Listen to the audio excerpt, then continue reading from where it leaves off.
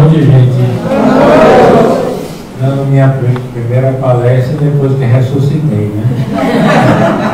Eu morri e ressuscitei. O pessoal, você morreu? Você morreu, não me avisaram, mas aí eu estou vivo de novo, né? E sempre lembrando, né, irmão? Que eu achei outro dia no Facebook. Ah, foi. Não, e ela me meteu um paletó preto, que tem anos que eu uso paletó, mas com menos preto. Luto, aí. Igual assim, era o povo. Não, não foi engraçado. É bom que eu vivi já a experiência, né? Mas assim, eu sempre lembro, outro dia achei uma postagem do Facebook, que é o pessoal do Instagram boa noite, de 2012. Eu estava dando palestra aqui, então tem 12 anos. Aí eu, como não era a primeira palestra aqui, eu acho que eu fiquei meio decano aqui. Era lá, né? Mas eu digo assim, 2012 não era a primeira aqui, não sei. O espaço era lá e a cozinha era aqui. É isso? Bom, esse tema luto é um tema que mexe muito, né, com a gente.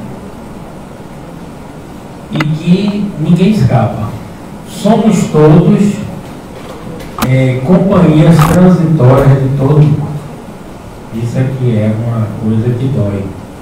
Por isso que eu acho que nós todos temos a consciência, o conhecimento intelectual da morte. O que eu estou dizendo, ninguém idiota não entende isso, qualquer criança não entende isso. Mas isso é tão difícil que a gente acaba não introjetando. E como Aster falou que nós somos um sistema de ilusão, a gente acaba se iludindo com essa coisa e prefere não pensar, e prefere não falar. Somos todos companhias transitórias de todos. Ah, mas meu marido está fora, ele está casado há 40 anos. Não está fora. Minha mãe, eu tenho uma mãe de 102 anos, bebendo saúde, tomando cerveja, e caquirosca, aprontando. O Instagram dela é ótimo, que é Flow 103, que é já a idade, que é rumo ao 103, garrido.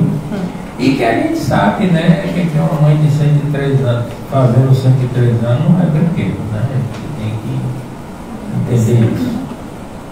Ninguém fica para a semente. Então todos nós em algum momento ou vamos estar em luto, ou vamos deixar as pessoas em luto. Eu atendo muito casais com muito tempo de casado, que eles ficam assim, poxa, a gente fica. Eu queria que ela fosse primeiro, eu queria que ele fosse aquela coisa de casal, né? Mas, enfim, né? São os desígnios de Deus que a gente não entende por quê. A visão ocidental do luto é diferente da visão oriental. Porque a gente tem o ocidental, ele aprendeu muito a reter, não deixar ir. Então a gente tem uma dificuldade de deixar ir. Talvez o oriental entenda, lide melhor com isso. A coisa deixa vir e deixa ir, né? E tem uma frase que eu acho que também é muito importante a gente refletir nesse momento, que é assim: vivemos, essa frase é uma frase oriental muito bonita. Vivemos um raro instante de estabilidade. Olha o jogo de palavras. Um raro instante é o que a gente, talvez, todos nós, em algum momento, possamos estar vivendo isso. Lá, tudo em paz, tá tudo em... Como é que está? Tudo em paz, né? Vivemos um raro instante de estabilidade que pode se alterar a qualquer momento. E eu completo pelo toque do celular, muitas vezes. Está ali, eu me guardo, chega uma mensagem, uma coisa, sua paz já foi, né? E aí o que fazer com isso? Primeiro eu quero dizer que tudo isso serve, talvez, para a gente fazer um bom uso disso. Qual é o mau uso disso? Deprimir, ficar sofrendo por antecipação, né? Eu atendo pessoas, eu estou sofrendo tanto, porque eu estou imaginando que meu pai vai morrer, minha mãe vai morrer, mas tem alguma evidência? Não, mas fico pensando nisso, fico sofrendo. Então talvez um bom uso disso é aproveitar. Vocês são um casal? É? Quantos anos juntos? 10 anos. 10? Tá tão juntinho assim, tão bonitinho. Dois periquitinhos na lagoa. Parecem jauá, tem aqueles dois periquitinhos. Quando ele estiver dormindo, como é o nome de vocês? Mário e André. Pronto, André, quando ele estiver dormindo, olhe para ele como você olha com carinho, né? E diga assim, um dia isso não vai ser possível mais. Mas não diga para deprimir, diga para dizer assim, quero sabedoria para aproveitar cada minuto que tiver. Entende a diferença? Porque às vezes a gente fica perdendo tempo. Um tempo que é precioso. Eu recentemente atendi um casal, minha maior banca é casal, e eles ficaram 31 dias brigados sem se falar em casa. Se eles morressem no dia 32, jogaram fora os últimos 31 dias. Acontece ou não? Então, gente, fiquem atentos a isso. E se esse momento chegar, né, o pessoal sempre fala, eu faço luto também em consultório. Fiz a formação para fazer luto. Aí eu sempre falo, o melhor remédio, irmão, que funciona. Eu conheci seu esposo, fantástico, né? Claro, maravilhoso, né? Teve um tempo junto. Quanto tempo vocês ficaram juntos? 16 anos. 16 anos. Bem aproveitados, né? Lázaro juntos, né? 16 anos. Quantos anos eles ligaram? Não, porque vocês ficaram juntos. 35 anos. 35? Foi pouco, né, irmão? A gente sempre acha pouco, né? E quanto pouco, né? Pouco. 35 foi pouco. Nós namoramos 3 anos e ficamos casados com 35 e tivemos 3 filhos. Pronto, lindo. E que ele está E passou. fundamos o Centro Fraterno. Não, eu acompanhei, ele me atendia, me recebia. Depois, quando o centro Olha, tinha você- 7 anos, ele desencarnou. 7 anos. E você levou aí. Aí eu levei ele. Então, assim, ó, gente, o melhor remédio que existe, ele e o primo Pinel, né, Júnior? O melhor remédio que existe, ele é irritante, que é o tempo. O tempo é o melhor remédio. Mas o tempo, ele é um remédio homeopático. Aí a mãe chega no consultório, que hoje a psicoterapia também tem uma parte, que ela é muito de UTI, coração partido, campeão, dívidas. Aí o cara chega e diz assim, repensar o ser, pouca gente preocupada, é mais aquela coisa da emergência. E aí a pessoa diz assim, pô doutor, estou com o coração partido, que dor, me dá um remédio, faz alguma coisa, como é que eu me livro dessa dor? Aí que eu falo, o tempo é o melhor remédio, mas é homeopático, o cara dá para ruim, né? Mas a gente tem que dizer a verdade. Algumas coisas ajudam muito, remédio, se precisar, vai no psiquiatra, se ele indicar, pode ajudar, não sou contra. Se a gente tem um problema no físico e toma um remédio, uma dor de cabeça e toma um remédio, por que a gente é agoniado não vai tomar um remédio? Não tem porquê, não vamos. Outra coisa que ajuda bastante, além da questão do remédio, é a questão, vou ter uma pesquinha aqui que eu quero usar só, pode botar minha apresentação, mas que tinha um. Pode. É a questão terapia, né? Então terapia, remédio, lidar com criança melhora muito o astral. Eu fiz uma palestra aqui que foi assim, não sei se você lembra, irmão, que era o que fazer para curar uma dor emocional. E a gente, não, pode voltar. Isso, deixa a outra lá. E no final eu vou botar a última. Essa daí. A dor emocional. Uma coisa que ajuda muito é animalzinho doméstico. Hoje, inclusive, tem protocolos falando disso. Não que ele vá substituir nada, mas a energia do cachorrinho, estou ali com vocês, essa minha amiga querida, paciente que adora gato, né? Gato e cachorrinho, mais gato, gatinho. E ele tem a coisa de cuidar daquele bichinho, vai ali fazer reagir um pouquinho. Só que aí tem uma hora que o bichinho também entra, você vai entrar em luto pelo bichinho. Aí eu me lembrei, hoje eu recebi uma ligação, ela está na live, eu vi que ela entrou aí, ela perdeu o gatinho hoje pela manhã. E ela estava transtornada, né? Então, inclusive porque a sociedade, aí um parênteses, ela é muito cruel ainda com quem é mãe de cachorrinho e de gatinho. Eu nunca me esqueço, e eu posso falar, porque a empresa não existe mais.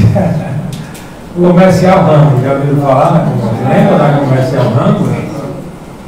Eu fui fazer um trabalho na Comercial Ramos, com os líderes, e uma moça no intervalo da manhã me pegou assim, me puxou assim pro canto, na hora do coffee break. E ela desesperada disse assim, professor, e começou a desabou, começou a chorar. Eu digo, o que é que está acontecendo? Ela disse, meu cachorrinho, que é minha vida, eu sou mãe canina, amanheceu na piscina, morto. Isso era 10 horas da manhã. E eu liguei para... E aí eu posso falar porque toda empresa tem muitos líderes, né? Mas ele não aceitou bem, disse que eu tinha que vir, porque era trabalho, era um cachorrinho, era um cachorro. E aí você vê, e ela chegou a dizer isso, se fosse um filho, eu teria todo o amparo. Mas ele era meu filho, e não teve nenhum amparo. Porque as pessoas, mas é um cachorro. Entende, gente? Então, é uma coisa que eu deixo sempre esse alerta. Vamos respeitar, vamos permitir que as pessoas sintam também com os seus animais esse tipo de sentimento. Né?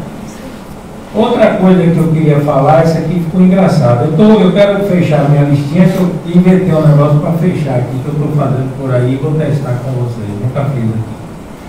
A diferença de saudade e alívio, quando alguém parte. Saudade, a gente não entende. Saudade é um pedágio por algo que é bom. Entendeu? Se é bom, é o preço. Você deixa a saudade. Quanto melhor mais vai deixar. Você é ele é um bom marido, André? É? Então eu tenho uma notícia para lhe dar. Vai deixar uma saudade, mas Não estou interferindo em nada, estou calado aqui. Eu recebi uma paciente uma vez, foi engraçado, ela disse assim, ela entrou e disse assim, eu vim trabalhar, o meu marido morreu tem uns 6 meses.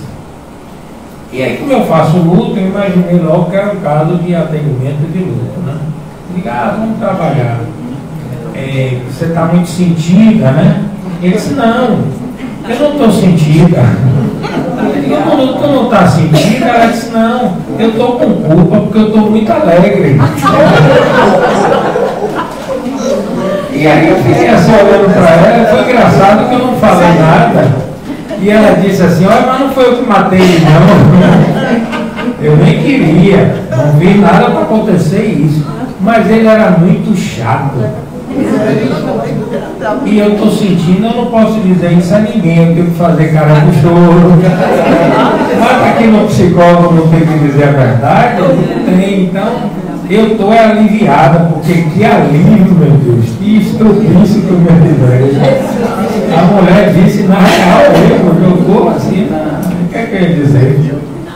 Então, gente, é muito triste, eu só posso dizer isso. É muito triste quando a gente deixa livre. Não façam tudo, se inspirem no meu amigo, para não deixar, sem deixar saudade. Ela chega a estar nervosa, ela lhe agarrou mais. Ele não vai, eu não estou jogando praia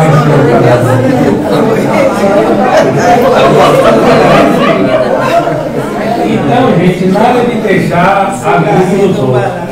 Eu tenho um amigo, ele é muito rico, nada contra, viu gente? Ele é um médico rico e ele tem 8 empregados em casa.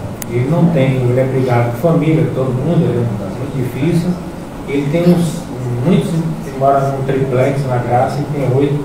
Mas ele não é contra dinheiro, mas ele cai um pouco, né? Diz o milagre no Dio Santo, numa coisa que Gandhi falou que era muito triste quando fala assim, essa pessoa é tão pobre que só tem dinheiro. E aí ele viaja para a Europa muito. Então ele reúne os 8 empregados e fala, gente, vou para a Europa passar 3 meses, porque ele só viaja assim, quando ele vai para a clínica, ele vou para a clínica, viu gente, daqui eu vou viajar avisando a vocês, ficar 3 meses tal dia, vamos dizer, o primeiro de dezembro, vou ficar 3 meses. Olha, quando ele vai para a clínica, um dos empregados, eu tinha um motorista que depois ficou com ele, então ele me contava que quando ele dizia essa notícia que ia para a clínica, era carnaval, era morro em parede, era festa, era ruhu. Então eu sempre pensei nisso, assim, imaginando para mim. É bom a gente ouvir as coisas para a gente, né? Eu digo, meu Deus, como é ruim você não deixar saudade, você deixar alívio. Uma coisa importante. A outra é o seguinte.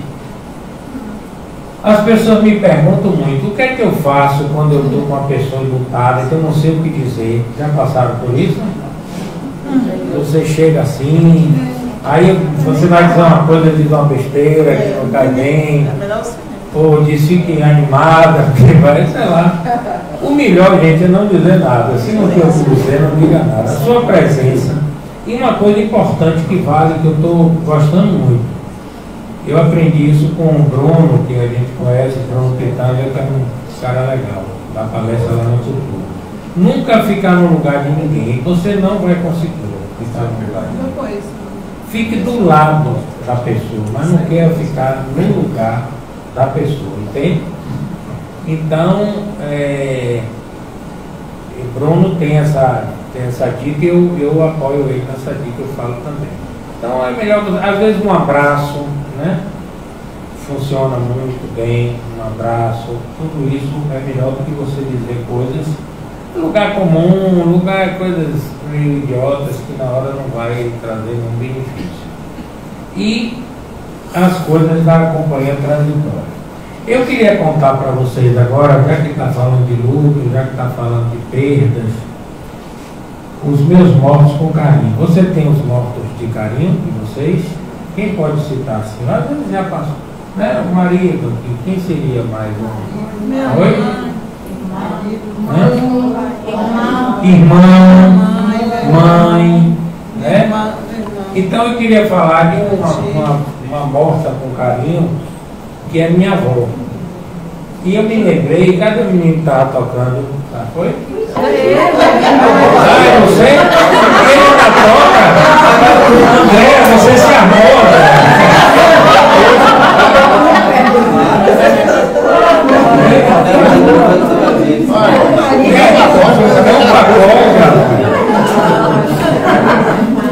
André Arias não tem alívio zero aí. Então ele falou de vó, né? Porque na hora que você falou, não sei o que da avó. Minha avó foi a pessoa que eu mais gostei na vida. E aí eu quero, não sei se Ceiça estava no dia lá da cultura, que um amigo meu chamado Kiko, você estava nessa de Kiko, Zilda?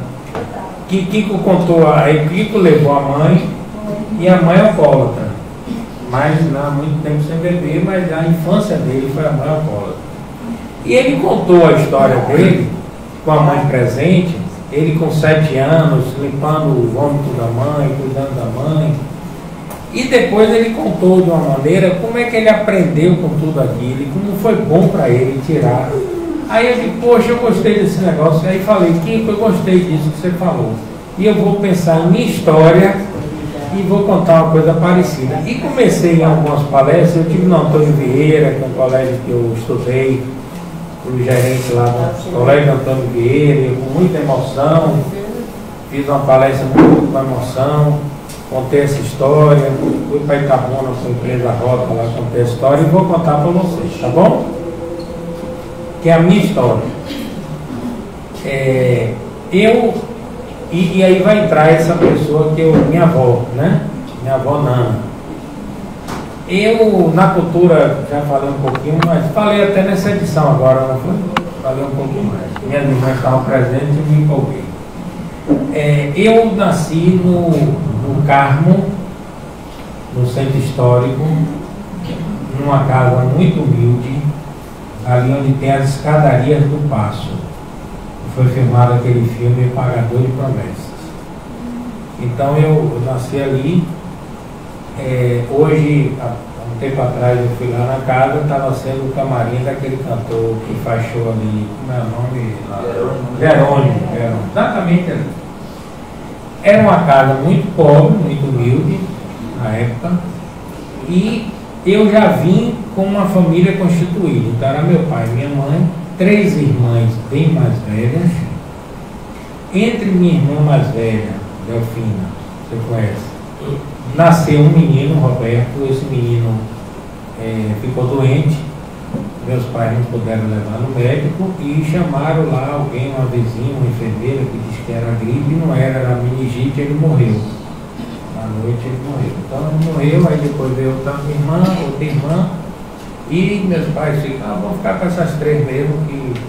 E aí depois de 10 anos da minha irmã mais nova eu nasci. Eu sou temporão, né? Assim que chama. Era uma casa, meu pai era padeiro, né? Padeiro, trabalhava na padaria. Minha mãe era costureira. E era uma casa que eram 3 cômodos. Então, num cômodo era meu pai e minha mãe, no outro minhas irmãs, e no outro era meu cômodo, mas não era meu quarto, porque era o quarto de costura de minha mãe, Dona Flor, e o quarto de televisão, que era uma TV que só pegava preto e branco e mudava 4 e 5, era Araújo de Itapuã. E eu era o controle remoto, muda para o 4, muda para o 5. E eu tinha que ir para dormir, eu tinha um sofá, eu dormia no sofá. Torcer um pouco para minha mãe não ter encomenda de costura, porque era no quarto. E era uma máquina Singer, que fazia assim, quem lembra daquela máquina? E ficava uma coisinha rodando assim, que ela entrava para brincar, que era o volante do ônibus. E eu desconfio muito que Dona Flor, com 103 anos, andando sem bengala rápido, foi o crossfit que ela fez nessa máquina de costura. Ela fez um crossfit retado, porque ela ficava costurando direto, madrugadas lá dentro. E eu ali, esperando ela para dormir. Se tinha um programa bom também, começou a ver televisão. Então eu ficava ali com aquele sofá e quando tudo estava certo eu ia dormir. A gente tinha muita dificuldade financeira e a casa tinha rato, porque na época rato era comum nessa época. E para não ir para o banheiro, que era fora da casa, cada um ganhava um pinico.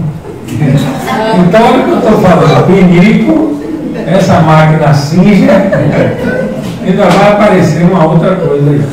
Eu quero até fazer na palestra, eu esqueço, eu vou botar o pinico, vou botar a máquina. Vai ser engraçado, né? E aí, meu pinico era azul e minhas irmãs rosa. E minha irmã, que era meio rebelde, a caçula das meninas, um dia se retou e disse, não quero pinico não, vou pro banheiro. E o rato veio e mordeu ela. Ela é morrida de rato, não teve nada, porque graças a Deus não estava infectado, mas ela tem hoje a marca lá da mordida do rato. Então ficava essa guerra com os ratos, e ficava tudo isso, eu levando meu barco. Aí veio minha avó. Onde é que entrou minha avó? Tem aquele ditado, né? Quando passa que nada pode piorar, né? Não tem um ditado assim. Nada está tão ruim que não possa piorar. E aí, quando eu com 9 anos, minha avó foi morar com a gente. Por quê? Um parênteses bem rápido. Minha avó morava com um filho. E esse filho começou a dever agiota, não sei o que, e teve de fugir para o Rio. E minha avó ficou sem ter com quem morava. Minha mãe tinha uma irmã rica. A vida é interessante isso, né?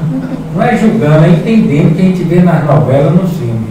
Que era costureira da alta sociedade. E minha mãe era costureira da baixa sociedade.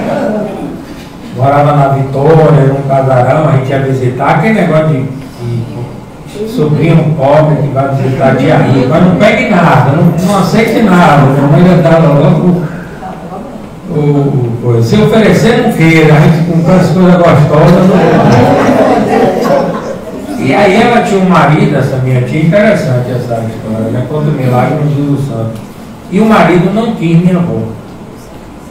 O genro não quis minha avó. E aí minha tia, que era rica, disse, eu boto no asilo e pago o asilo. E meu pai embarcou nessa e disse, não, se a rica não quis, a gente que é o pobre que está aqui nessa pindaíba não vai querer. Só que aí, o interessante, eu vi aquela mulher de 1,5 m, Dona Flor, e meu pai, 1,80 m e tanto, peitar ele e dizer, se minha mãe sair, eu saio. Eu vou morar debaixo da ponte com minha mãe, mas eu não moro. Tem uma casa que não posso ter minha mãe, não quero. E aí dobrou o velho aceitou, e só um parênteses, né? Quando esse meu tio morreu, minha tia descobriu que ele tinha outra família com 4 filhos. 3 meses depois ela deu um AVC e morreu. Vida, né? Vida, gente. Não é julgar, é vida. Além do retorno, né, irmão? E minha avó veio morar lá. Lá vem minha avó toda celeré. Onde minha avó ia ficar?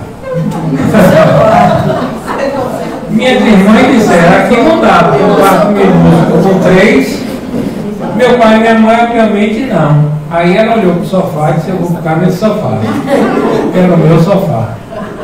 E aí foi comprado para mim, eu falei de pinico e falei de máquina cinza. E foi comprado para mim uma cama de abrir e fechar. Quem lembra? Chamada também cama de campanha. E era da Corflex. Da Corflex, ela ainda lembra nada. Minha mãe foi na passapateira e comprou essa cama de abrir e fechar. Você só está rindo, né? E aí, eu fui dormir, eu fui promovido, transferido, sei lá o que, do sofá para a cama, de abrir, porque aquela cama, inclusive, um parênteses, eu tenho indicado para pacientes que têm filhos adolescentes preguiçosos comprarem, porque é uma maravilha, porque você vai no banheiro, você fecha a cama e volta atrás da porta. Não tem moleza, não tem que passar o dia deitado com o celular. E aí eu fiquei nessa cama de abrir e fechar, que é uma tragédia, uma desgraça, e minha avó no sofá. E aí, gente, agora a parte que eu vou reverter tudo, se é possível, né? Vou reverter tudo. E não tinha dinheiro para estudar em bons colégios, então tudo isso era meu cenário. Agora que eu vou botar a segunda parte. Gostaram da primeira parte? Deram risada, né? Desgraça, né? Assim, e engraçado, gente, detalhe, eu brinquei um pouco, mas 100% verdade, não inventei nada, 100% verdade. A segunda parte da história. Como foi bom eu ter essa infância pobre? Por quê? Gente, eu me tornei muito simples, eu sou uma pessoa muito simples, não tenho besteira. Eu adoro isso, adoro gente simples, adoro gente pobre. E isso só quem viver numa casa dessa sabe. Eu valorizo tudo, eu não reclamo de nada. Eu vejo hoje, eu recebo pacientes, adolescentes, ricos, que falam assim, minha dor, qual é a sua dor? Minha dor é que eu não tenho suíte. São 4 quartos, mas não são 4 suítes, que absurdo. Entende, gente? E a gente vivia 10 num banheiro.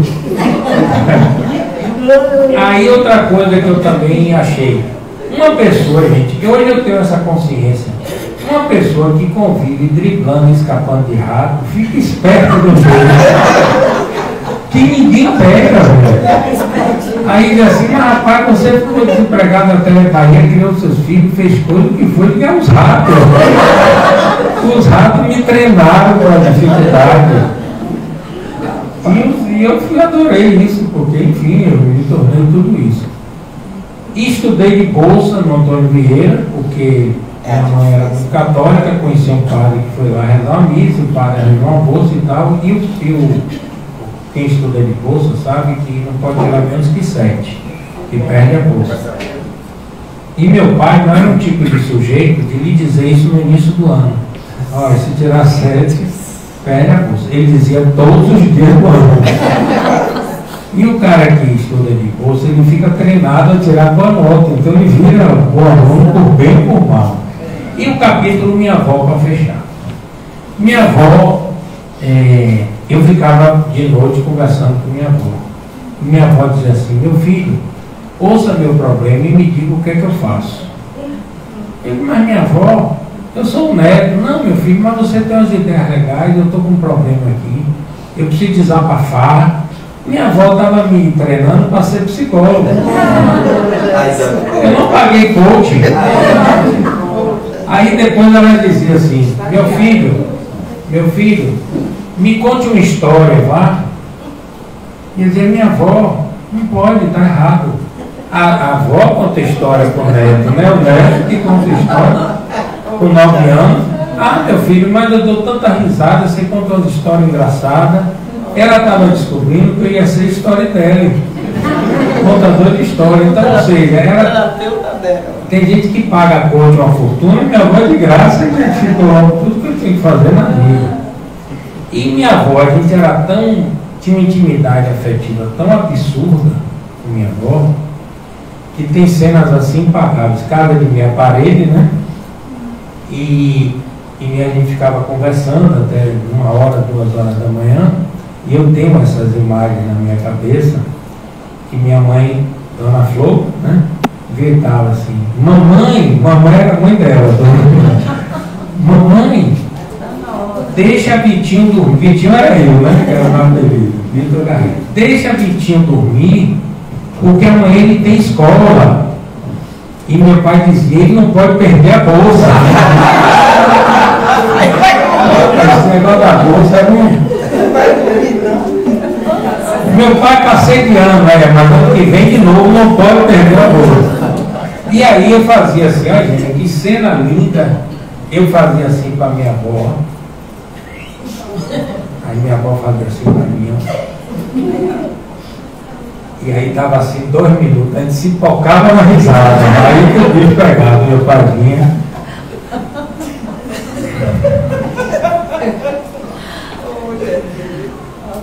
Eu fui tão feliz naquele quarto, naquela cama de abrir e fechar, vocês não têm noção. Não tem preço que pague, né? Eu já fui, a vida me foi boa, né? Eu formei, fiz 2 anos nos Estados Unidos, curso, viajei na Espanha, professor lá, mas naquele quartinho era massa. E minha avó,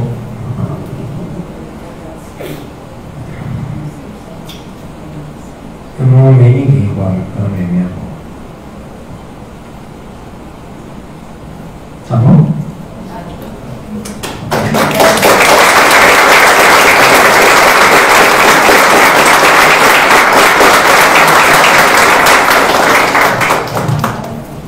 Vamos fazer uma dinâmicazinha para fechar? Vocês curtiram minha história? Professor, tem uma pergunta aqui no Instagram. O povo tá vendo isso? Tá. Mas agora Mas agora é sério, a Simone está perguntando: meu único filho desencarnou há 7 meses, aos 19 anos de idade. Como lidar com a dor do luto? Eu diria o seguinte, Simone: a gente não entende os desígnios de Deus, né?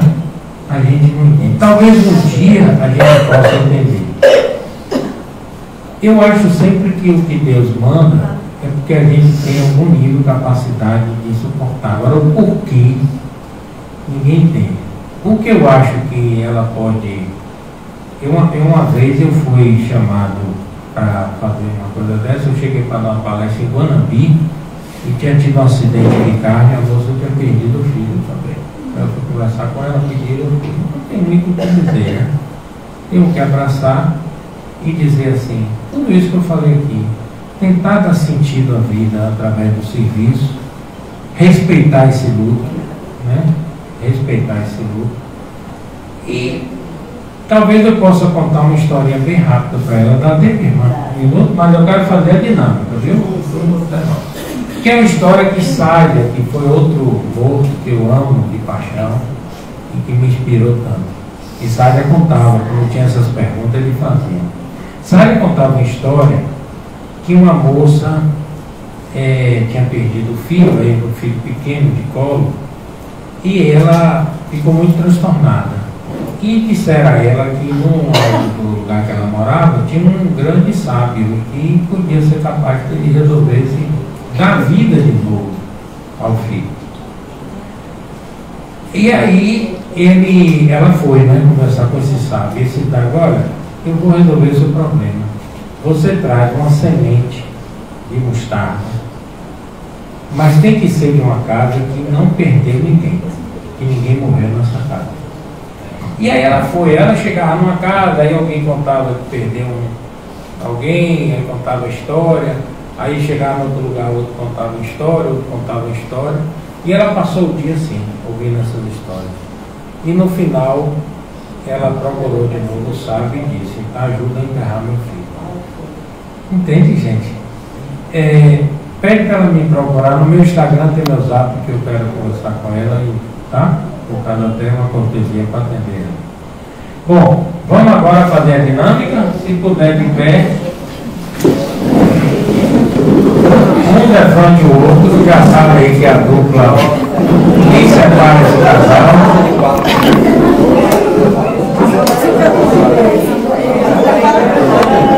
Come duplas ou trios. Se tiver jeito, trio, né? Se não tiver trio. E aí eu queria, porque eu estou, sim, aí fechando a história, né, de minha avó.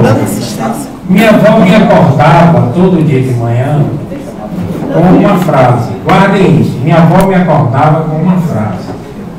E eu de um tempo para cá, eu tenho uma dinâmica quando eu faço workshop, que essa dinâmica pergunta assim, o que entre os eletrodomésticos e os objetos de uma casa você gostaria de ser? E aí é uma coisa lá simbólica da psicologia. E um dia eu estava pensando sobre isso e pensei assim, eu quero ser um despertador. Eu quero ser um despertador, mas aquele que o celular engoliu o despertador. Lembra que tinha aquele despertador na cabeceira que você batia e jogava na parede, ficava lá remontado, ganhava mais 10 minutos? Mas eu quero ser um despertador diferente. Eu queria hoje poder exercer meu propósito com vocês. Porque eu encho o saco de muito tipo de palestra. Então eu quero agora só palestra de ser despertador. E acordar. Que despertador é esse, professor Barreto? Acordar pessoas acordadas. Sacou a viagem? Porque a gente acorda fisiologicamente, mas a gente continua em algum nível dormindo, sem tomar consciência. E eu preciso agora mostrar, bote aí a última coisa, Laura. É bem rápido agora. Vai passando tudo aí à vontade, que eu só vou usar a última linha que eu quero que você... Eu vou ler com vocês para inspirar e em um minuto... É ensaio não, né? Não. É essa aí, pronto, volta. Essa. Vou ler para vocês, eu fiz esse trechinho para compor essa conversa toda. Conta uma história que antes de eu chegar no evento foi abordada pelo porteiro. Quem é você? Eu adoro essa história, né? Ao que genialmente ele falou, se eu soubesse essa resposta, eu resolveria todos os meus problemas. A maioria das pessoas passam a vida sem descobrir quem são. Ou seja, acorda fisiologicamente e continua em algum nível dormindo. Sem fazer contato com sua essência. Essa é que é a tragédia, que o ego dominou tudo hoje. Então, tudo é o ego. Apenas existindo e sobrevivendo até que a vida acabe de forma mais vazia e melancólica possível. Parece que a questão não é a vida acabar, é o sentido que a gente vai dar nela. Você não é essa pessoa raivosa, triste, soberba, acomodada, que aparenta aceita e rotulada. Você não é esse estado ilusório e letárgico que se encontra. Acorde. Acorde depois de estar acordado. Acorde. Viemos ao mundo para fazer acontecer. Saia desse lugar que não te pertence e venha viver a vida que você veio viver. Entende, gente? Então acorde. Acordar na vida é você trazer presença para o que você está fazendo. Saborear cada minuto da vida. Entende? Ser o que você veio ser. A gente fica querendo ser o que não é o que quer ser, não é o que é, não é nada. E agora, como é que minha avó me acordava, vocês vão fazer duplas, dá uma olhadinha na dupla, dá um abraço se quiser, um carinho. Um cara também, quem quiser, eu fazendo. E aí, assim, ó, gente, eu vou falar algumas coisas. E a frase final, agora eu queria que vocês, quando tiverem, olhem para a cara da pessoinha que vocês estão vendo. Não é bonitinha? Gente, agora esse casal apaixonado, o cara ainda toca violão, me conforma. Quando você olha com uma carinha dessa, essa pessoa tem uma cruz para carregar. Ela está sofrendo. Ela só não diz, porque ninguém diz. Tudo bem, mas para ver tudo bem, tem lá alguma coisa. A gente viu Simone, né? Simone está aí no controle de selfie, fazendo tudo, mas aquela dor. Então, gente, a gente precisa ter esse olhar compassivo, que é o olhar mais lindo, esse olhar generoso, esse olhar acolhedor. Tentem fazer um olhar desse, um olhar assim. Eu sei, meu irmão, que você está sofrendo, mas tudo vai ficar bem. E agora eu vou pedir para vocês falarem uma coisa, mas na frase final eu vou fazer um striptease e vai aparecer na minha camisa de dentro, tá? Eu estou com duas camisas. Estou complicado às vezes. Você gostou da ideia, né? Segura aqui para mim, meu amigo lá. Então vocês vão falando e a frase final vai aparecer aqui, tá bom assim? Tá bom. Em casa também. Na cola do marido para fazer. Gente, olha assim pro outro e fala, na boa, porque fala como se estivesse dando um presente. Não para se livrar de uma tarefa, mas porque está dando um presente. Eu sei que tem momentos que está difícil. Mas você tem uma força que ninguém imagina. Você só precisa acordar para o mundo, enfrentar, deixar seu coração falar mais com você, ouvir mais sua alma e menos seu ego. E é por isso que eu vou lhe dizer uma coisa muito importante. Está preparada? Então, inspira fundo, vai aparecer aqui, você fala com toda a mão no coração, tá certo? Porque está na minha camiseta. A musiquinha de se repetir.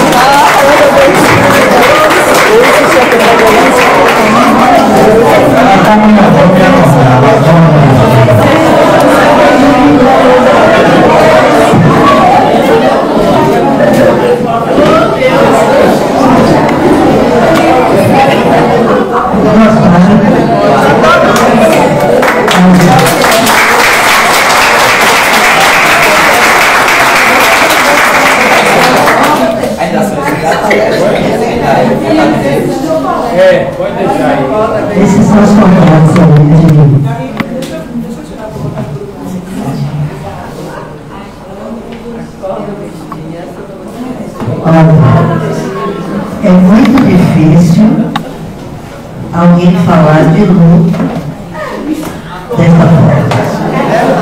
Então, mais uma salva de palmas.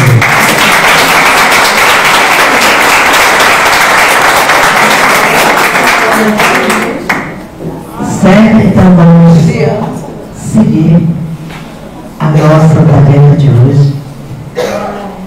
E eu já tinha falado com o marido que em novembro eu tentei fazer essa palestra, mas meia do ano, foi dentro. E nós íamos, ele, olha que legal, manda para ele. Então, que nós iríamos fazer essa palestra. Porque hoje eu fui, quando eu cheguei lá, hoje eu fui conversar com uma pessoa que também tinha desencarnado o filho, ele disse, está difícil. E essa palestra, no momento está aqui também. Ele se envolveu nisso aí. Mas a verdade é essa. É que nada, não existe coincidência. E se nós formos a Jesus, ele fala, não caia uma folha de raio sem que o Pai permita. Então, tudo faz parte desse aprendizado chamado vida. Então, por muitas vezes, nos golpes mais duros, é que nós temos um maior impulso para seguir em frente. É onde nós nos fortificamos mais para seguir. E eu falo isso porque eu também já sofri muitos golpes. E quando ele falou do Lázaro, nós iniciamos isso aqui juntos. E era só essa sala. E eu tenho ele aqui e homenageei ele tomando. Os meninos que fizeram aí esse quadrozinho, porque ele aqui era o incentivador principal para que se fiz. E quando ele desencarnou, eu podia não ter certeza de muita coisa, mas de uma eu tinha, que isso aqui precisaria seguir em frente. E aí eu fiz. Não parei só aqui. Peguei o prédio.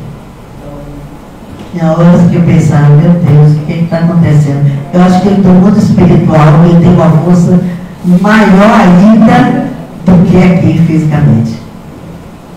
E a gente conseguiu, e eu fui peguei o prédio, muita coragem, e foram chegando pessoas, e eu não sabia de onde chegaram tantas pessoas, e hoje nós estamos aqui.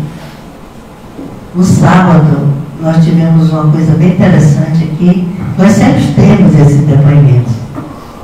Foi a Isabela, ela estava falando sobre o centro, e de repente ela começou a chorar. Ela falando que só quem está aqui dentro é que sabe o que é estar aqui. Então são pessoas que chegaram aqui, você tem 23 anos. Pessoas que chegaram aqui há 15, há 18 anos, há 10, né, Isabel? Soraya tem 14. Então, a gente vê, o Tia chegou aqui com 13. Levanta a mão para todos saber que eu sei. Então, a gente vê, e eu tinha assistido aquele filme Nosso Lar, falar nisso, é Nosso Lar 3 aí, viu? Eu estava pensando assim, eu vendo aquele filme, quando um dos protagonistas fala assim, mas meu Deus, o meu centro espírita na minha casa é tão pequeno. Eu disse, mas é uma oficina de grande importância. Foi o mesmo pensamento que eu tive quando eu cheguei aqui, e que o nosso mentor dizia assim, da importância que ia ter essa casa. Ele dizia, mas não tem ninguém, ele fez, o povo vai chegar, seu centro. E o povo foi chegando.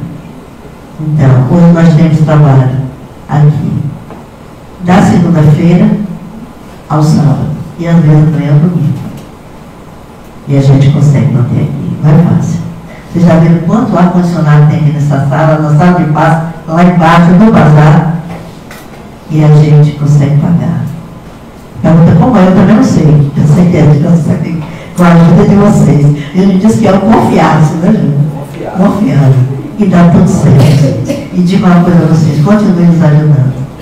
Que essa casa é um pontinho de luz que já iluminou a muitos espíritos. Muitos dentro do mês aqui já desencarnaram. E alguns já trabalham aqui. E é muito comum isso acontecer. O Lázaro, quando desencarnou, com uns 3 anos, nós já vimos ele aqui. Já trabalhando aqui nas Casas Consoladoras. E eu quero dizer a vocês que dia 7 de dezembro teremos Casas Consoladoras. 7 de dezembro vai ser um sábado. Vamos ter, ainda não coloquei o folder, que nós vamos ter esse evento aí aí do Imperial, e eu conto com vocês, mas depois disso eu vou começar a jogar o folder, e não é fácil sustentar um evento desse não. É preciso ter uma casa de um amparo espiritual muito grande, graças a Deus, a gente consegue fazer aqui com muita luz e socorrer a muitos espíritos. Porque esta casa, nesses 23 anos, socorreu não foi somente encarnados, muitos desencarnados também. Nós temos uma mediúnica aqui que nós socorremos a muita gente. Acontece às terças-feiras. E muitos trazidos por vocês.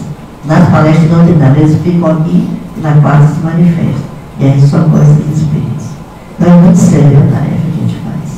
Graças a Deus. Que Deus continue nos ajudando. E vocês também. E vamos para frente. E outra coisa, toda palestra nós fazemos uma vibração aos nossos entes queridos desencarnados.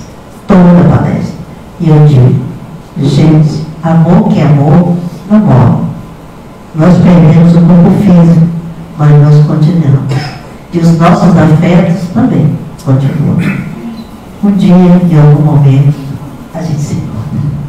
Tá bom? Então vamos dar continuidade à nossa tarefa de hoje. E eu parei porque eu estava sentindo a presença de Lázaro aqui perto de mim. Não trabalhar a luz?